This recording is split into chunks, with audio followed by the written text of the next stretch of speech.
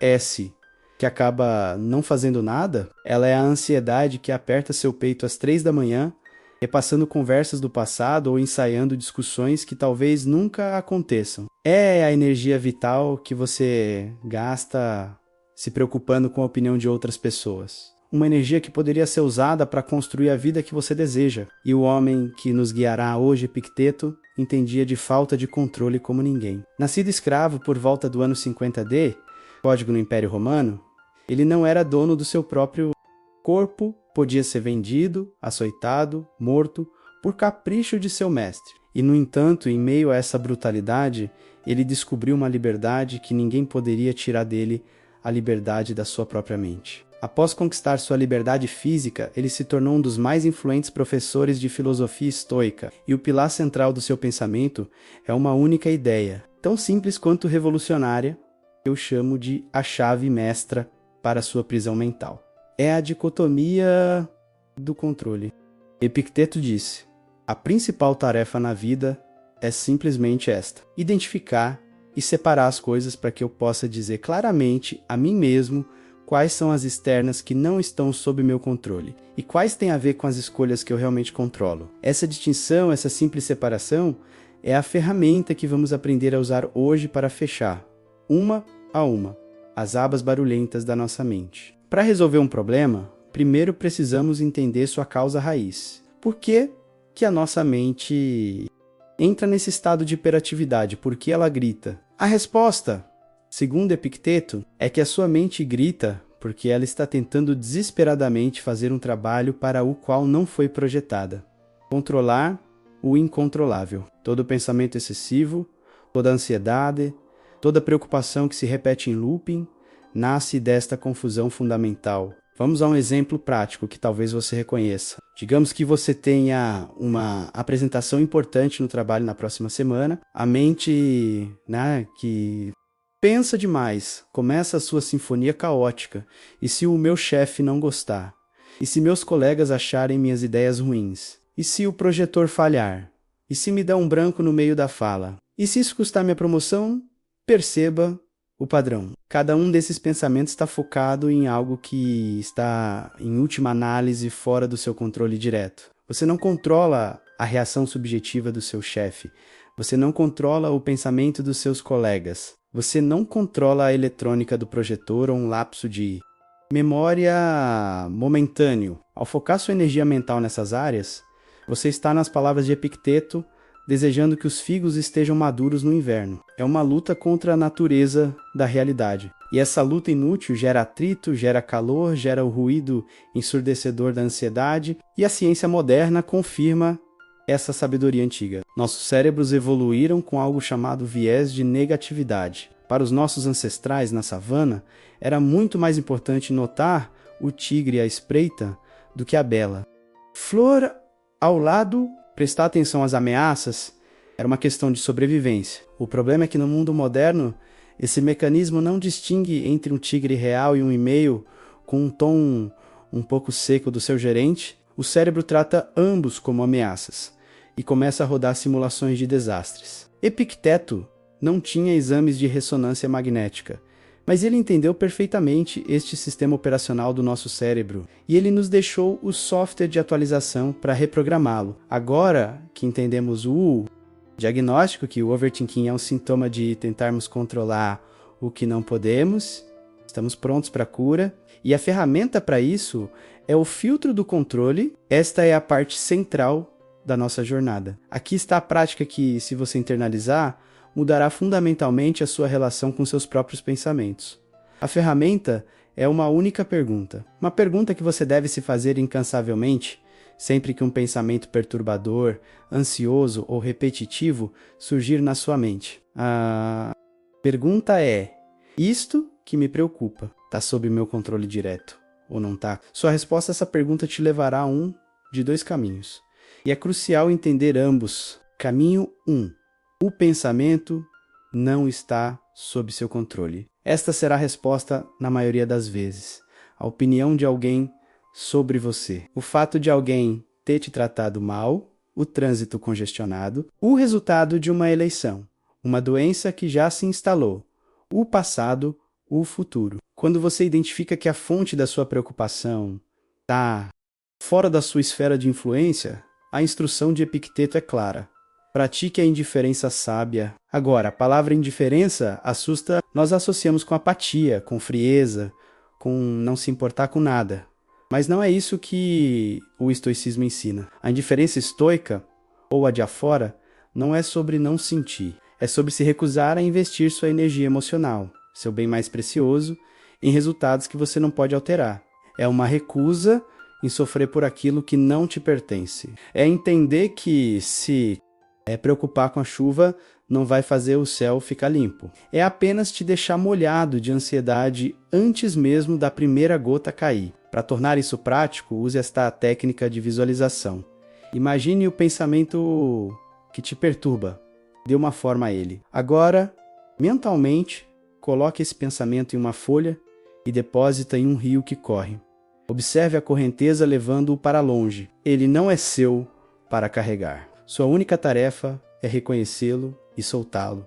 Isto não é meu. Isto não está sob meu controle. Eu escolho não me agarrar a isso. Faça isso com a preocupação sobre o que os outros pensam. Faça isso com o arrependimento sobre um erro passado. Reconheça. Rotule como fora do meu controle e deixe o rio levar. Caminho 2.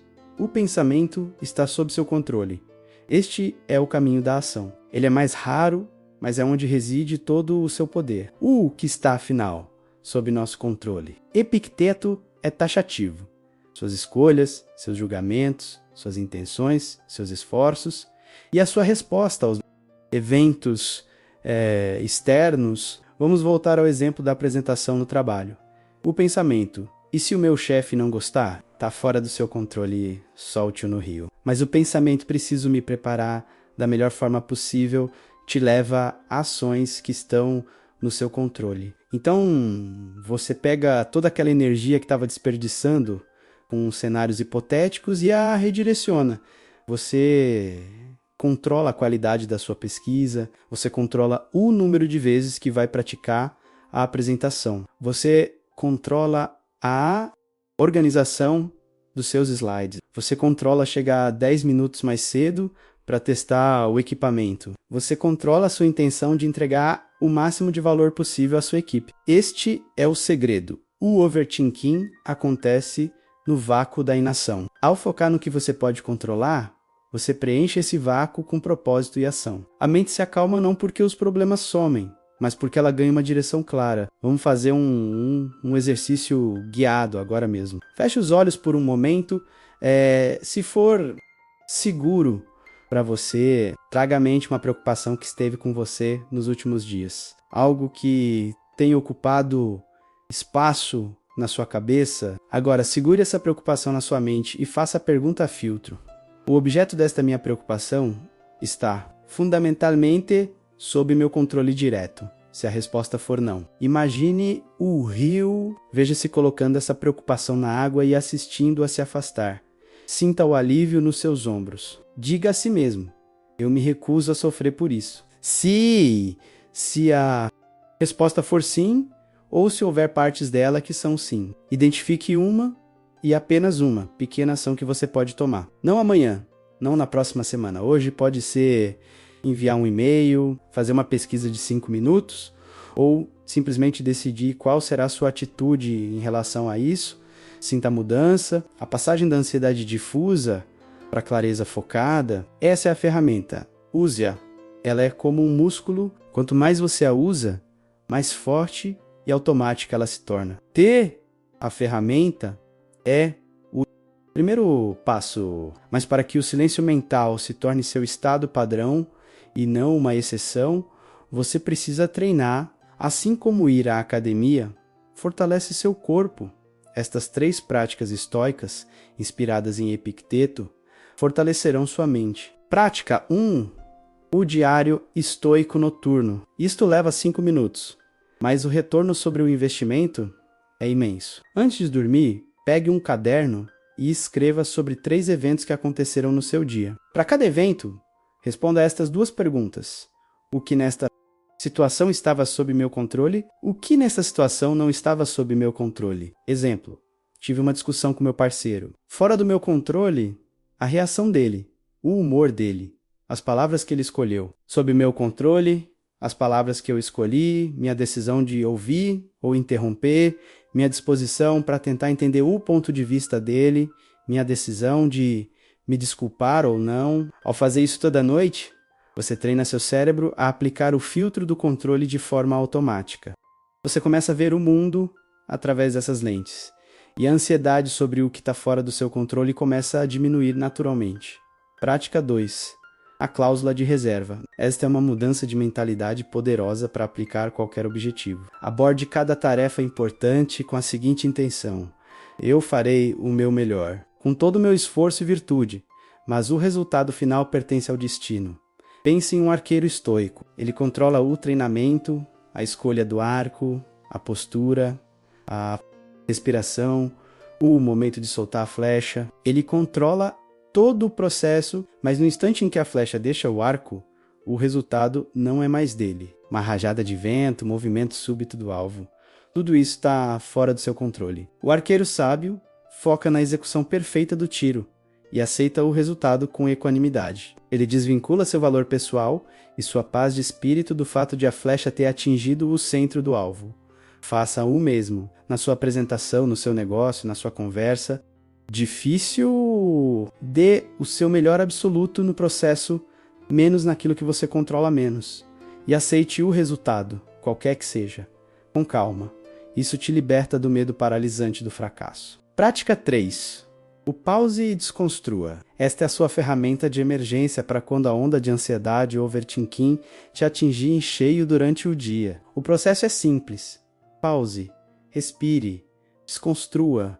Epicteto ensinava que não são os eventos que nos perturbam, mas os nossos julgamentos sobre os eventos. A mente que pensa demais é especialista em adicionar camadas de julgamento catastrófico a fatos neutros. Sua tarefa é separar o fato do julgamento. Fato: recebi um feedback crítico no trabalho. Julgamento catastrófico adicionado.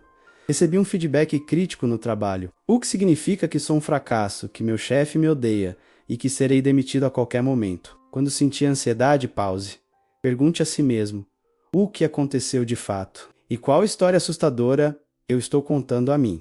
Mesmo sobre isso, desafie essa história. Será que esse feedback é realmente a prova de que sou um fracasso? Ou é uma oportunidade de aprender? É um fato que serei demitido ou é apenas um medo na minha mente? Ao desconstruir o julgamento, você tira o combustível do fogo da ansiedade. Você volta para a realidade, onde as coisas raramente são tão terríveis quanto nossa mente insiste em pintar. Nós começamos esta jornada em meio ao caos de uma mente com 100 abas abertas. Vimos que essa tempestade nasce de uma luta nobre, mas equivocada a tentativa de controlar o incontrolável. Então, encontramos a sabedoria atemporal de Epicteto. Aprendemos a usar o filtro do controle para separar o que é nosso para carregar do que não é, e descobrimos práticas diárias para fortalecer o músculo da nossa mente, para que essa clareza se torne nossa segunda natureza. A liberdade real, a tranquilidade que todos buscamos,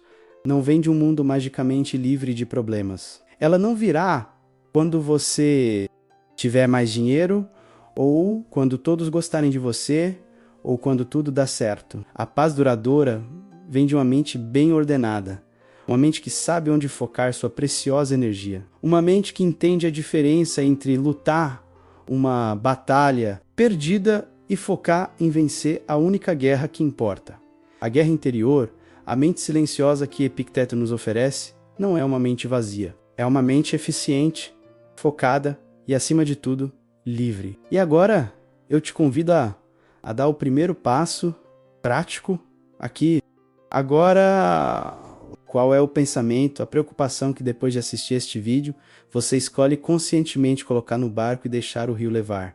Compartilhe nos comentários, seja específico, ao escrever, você o torna real. Ao compartilhar, você inspira outros e nos ajuda a construir uma comunidade de mentes mais serenas e fortes. Se este guia prático da sabedoria estoica trouxe valor e clareza para você, demonstre seu apoio. Curta este vídeo, pois isso ajuda esta mensagem a encontrar outras pessoas que precisam dela Inscreva-se no canal e ative o sino para não perder nossa próxima jornada pela filosofia prática para a mente moderna.